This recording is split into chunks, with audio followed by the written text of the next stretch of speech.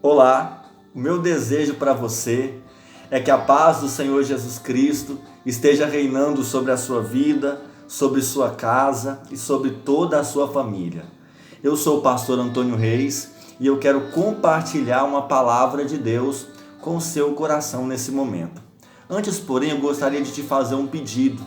Se inscreve aqui no nosso canal, aqui embaixo tem um botãozinho inscreva-se. Clica lá, ativa o sininho e você vai receber as notificações das mensagens, dos louvores que nós estamos postando no nosso canal. E com certeza isso vai abençoar e edificar muito a sua vida. O texto que eu quero compartilhar com você nesse momento é um texto registrado no capítulo 12 do livro de Atos. Depois eu gostaria que você fizesse essa leitura. É uma leitura linda, uma leitura abençoada e com certeza vai edificar a sua vida espiritual. O contexto que está inserido, o capítulo 12 do livro de Atos, é um momento crítico da igreja primitiva. É um momento crítico da igreja de Cristo, que vivia uma grande perseguição. Há uns dias atrás, o apóstolo Tiago havia sido preso por Herodes e teve a sua vida ceifada. Herodes matou Tiago, um dos apóstolos muito importantes no desenvolvimento da igreja de Cristo.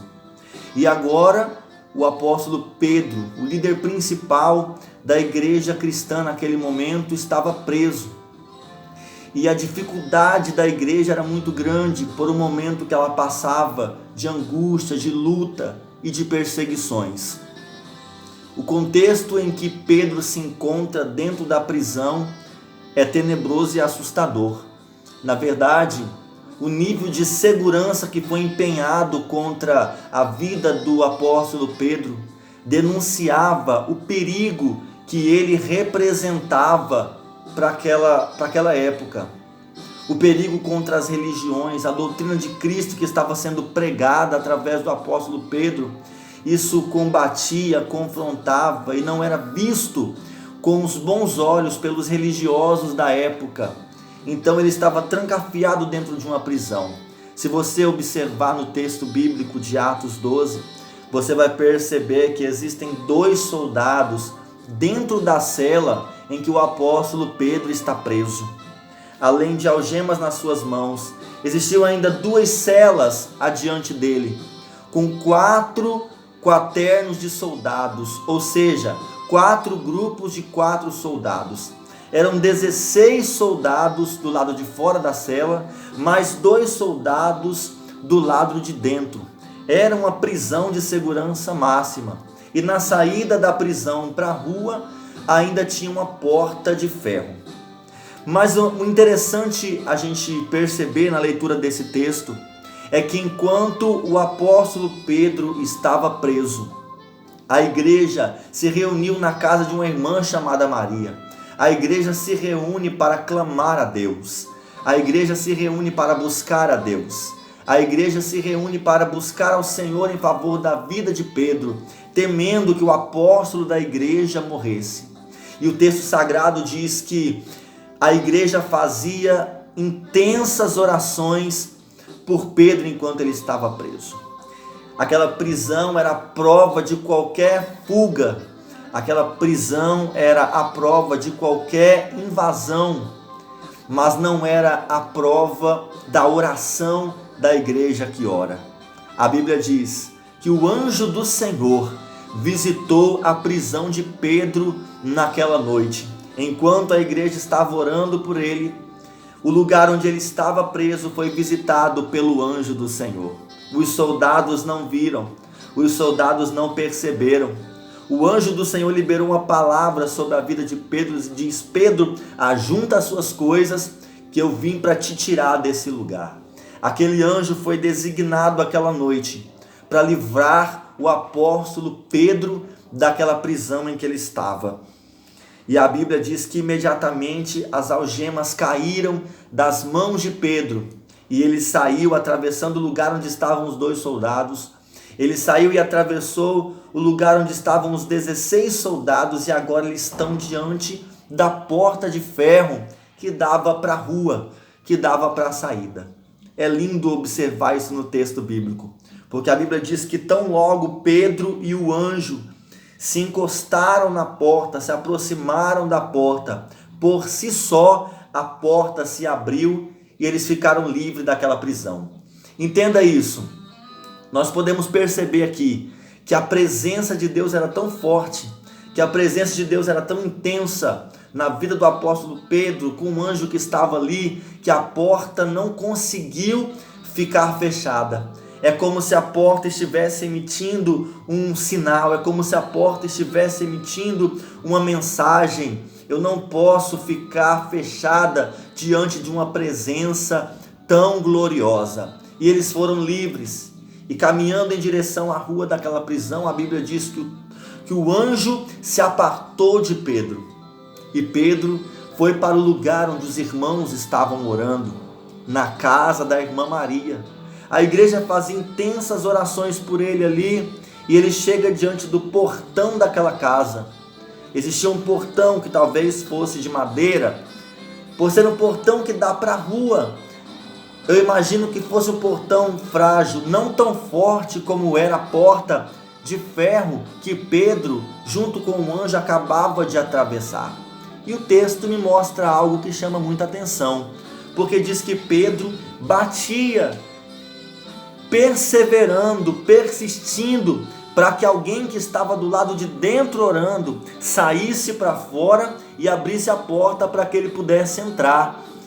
Então Pedro está insistindo na porta, Pedro está batendo na porta, Pedro está se esforçando, talvez gritando, talvez chamando alguém que estivesse lá dentro, na intenção de que alguém ouvisse o seu chamado, de que alguém ouvisse a sua insistência e saísse para fora para abrir aquele portão que estava diante dele, impedindo que ele entrasse na casa onde os irmãos estavam.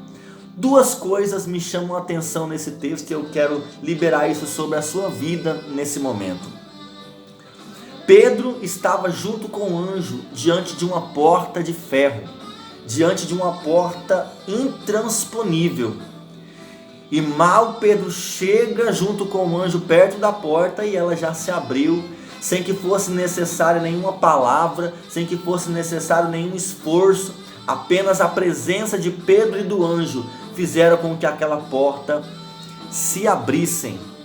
E agora o texto se desenrola e nós observamos o homem que acabou de atravessar uma porta de ferro, uma porta de segurança máxima, persistindo para bater num portãozinho de madeira. Que poder é esse? Qual era a diferença do Pedro que estava diante da porta de ferro para o Pedro que não conseguia fazer com que o portão da casa da irmã Maria se abrisse para que ele pudesse entrar? E a resposta é simples. Pedro estava diante da porta de ferro com a presença do anjo que foi designado para poder libertar ele daquela prisão.